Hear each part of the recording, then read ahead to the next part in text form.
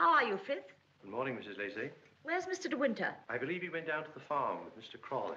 How tiresome of him not to be here when we arrive, and how typical.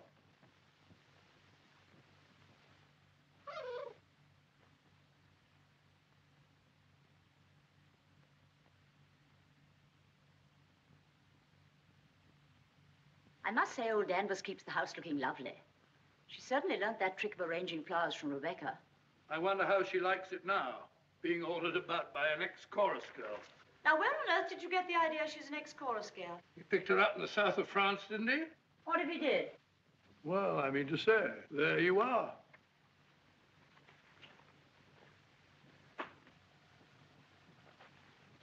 How do you do?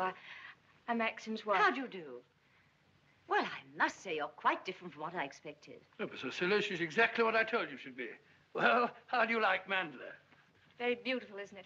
And how do you get along with Mrs. Danvers? Well, I've never met anyone quite like her before. You mean she scares you? She's not exactly an oil painting, is she? Giles, you're very much in the way here. Go somewhere else. Well, I'll try and find Maxim, shall I?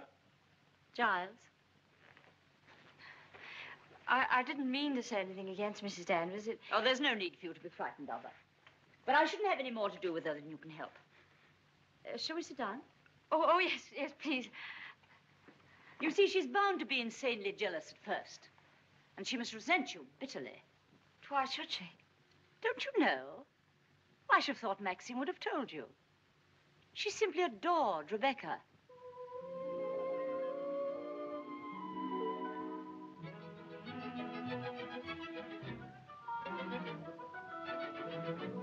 How are you, Robert? Quite well, thank you, madam. Still having trouble with your teeth?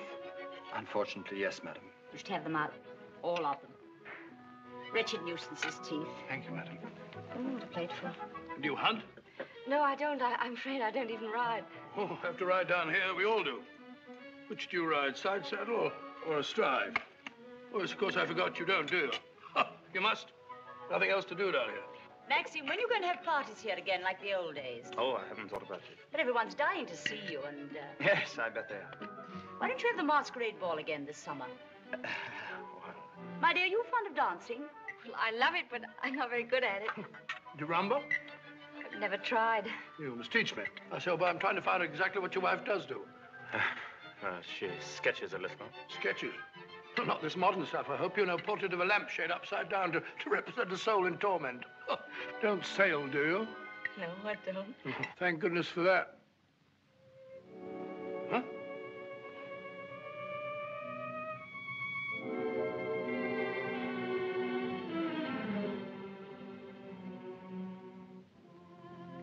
You're very much in love with Maxim, aren't you? Yes, I can see you are. Don't mind my saying so, but why don't you do something about your hair? Why don't you have it cut or sweep it back behind your ears? Oh, no, that's worse. What does Maxim say about it? Does he like it like that? Well, he never mentions it. Oh, well, don't go by me. I can see by the way you dress you don't care a hoot how you look. But I wonder Maxim hasn't been at you. He's so particular about clothes. I don't think he ever notices what I wear. Oh, well, he must have changed a lot then. You mustn't worry about old Maxim and his moods. One never knows what goes on in that quiet mind of his. Often he gets into a terrible rage. And when he does... But I don't suppose he'll lose his temper with you. You seem such a placid little thing. Come on, old girl. We've got to go on the first tee at 3 o'clock. All right, I'm coming. Well, goodbye, Maxim, old boy. Goodbye, Giles. Thanks for coming, old boy. Goodbye, my dear. Forgive me for asking you so many rude questions. We both really hope you'll be very happy. Thank you, Beatrice. Thank you very much. And I must congratulate you upon the way Maxim looks. We were very worried about him this time last year. But then, of course, you know the whole story. Goodbye, Beatrice. Goodbye, old boy. Yes, there is.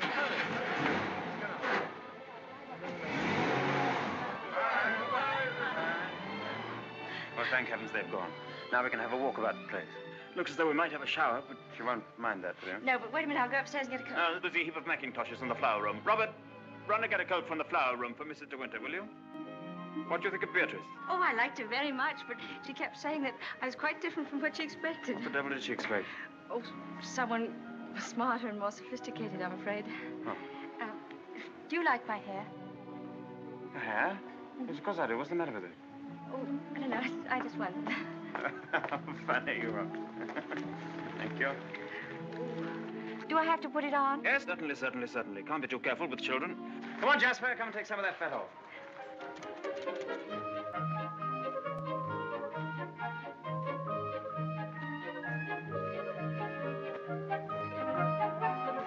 Jasper! Here, not that way. Come here. Where does that lead to? Oh, it leads to a little cove where we used to keep a boat. Oh, let's go down there. Well, no, it's a perfectly dull, uninteresting stretch of sand, just like any other. Oh, please. Well, all right, we'll walk down and take a look if you really want to.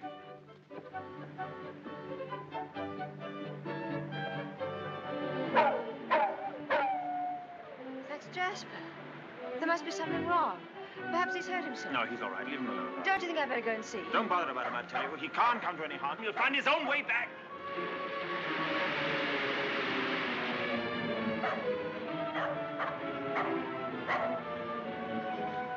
Jasper! Jasper! Oh, there you are.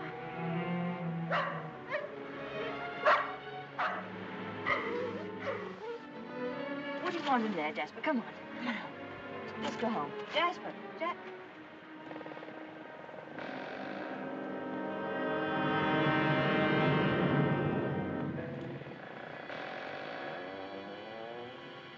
Oh. I didn't know that there was anybody. I know that dog. He comes for the house. He ain't yourn. No, he's Mr. De Winter's dog. Have you anything I could tie him with?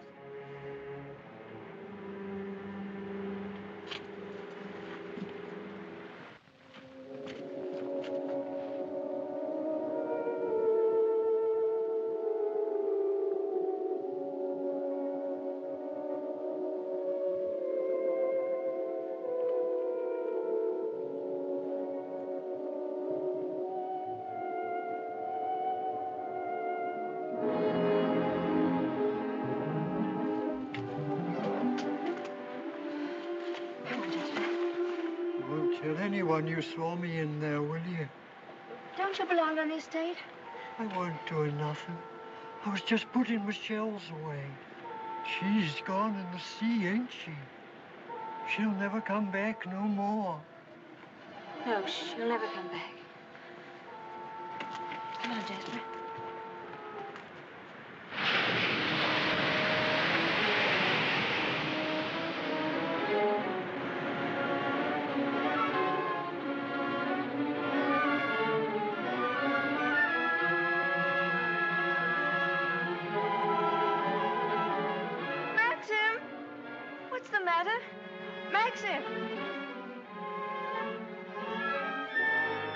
Such a time, but I had to find a rope for Jasper. Hurry up, Jasper, for heaven's sake. Please wait for me. Maxim, what is it? You look so angry. You knew I didn't want you to go there, but you deliberately went. Why not? There was only a cottage down there and a strange man who was... You didn't go into the cottage, did you? Yes, the door. Well, don't go there again, do you hear? Why not? Because I hate the place, and if you had my memories, you wouldn't go there or talk about it or even think about it. What's the matter? Oh, I'm sorry, please. We should have stayed away. We should never have come back to Manderley. Oh, what a fool I was. I made you unhappy. Somehow I've hurt you. Oh, I can't bear to see you like this.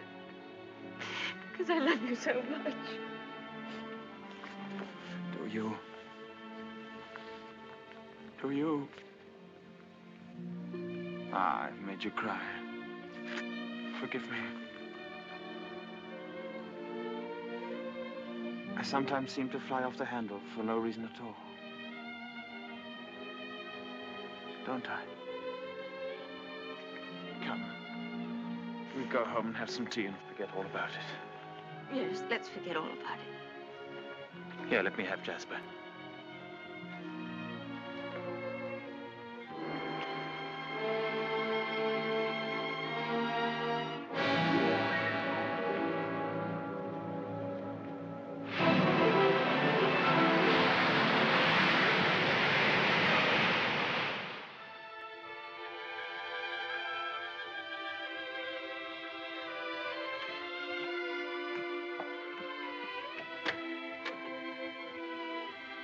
Hello, come in. Oh, please don't get it, Mr. Crawley. I was just wondering if you meant what you said the other day about showing me the run of things. Of course I did. What are you doing now? Notifying all the tenants that in celebration of Maxim's return with his bride, this week's rent will be free. Oh, was that Maxim's idea? Oh, yes. All the servants get an extra week's wages, too. Oh, he didn't tell me. Can't I help you? I could at least lick the stamps. Well, that's terribly nice of you. Won't you sit down? Oh, yes, thank you.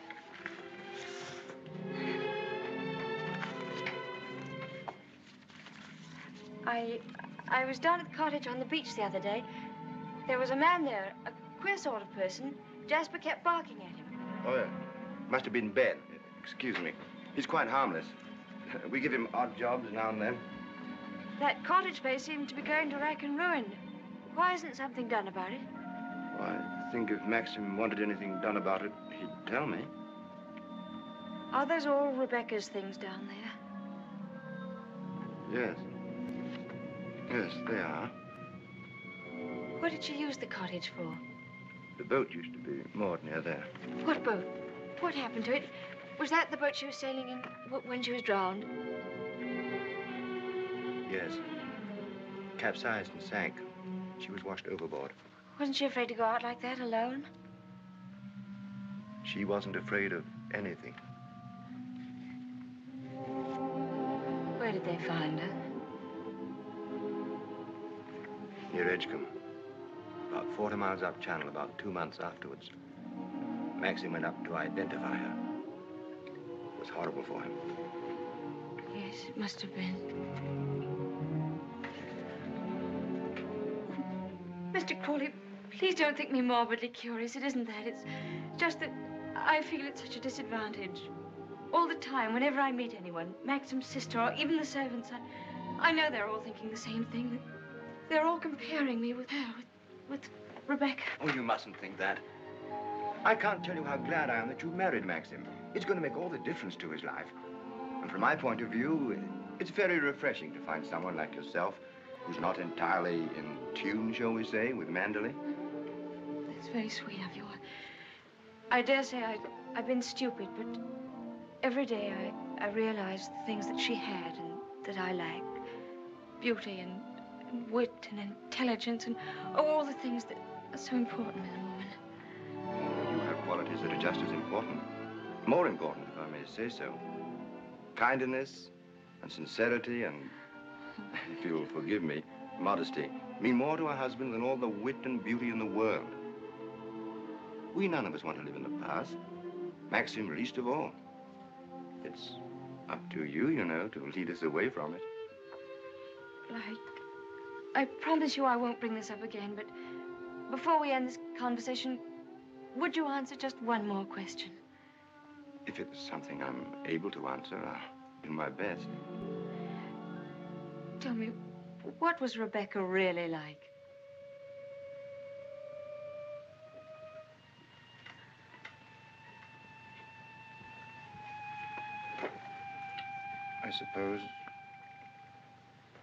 I suppose she was the most beautiful creature I ever saw.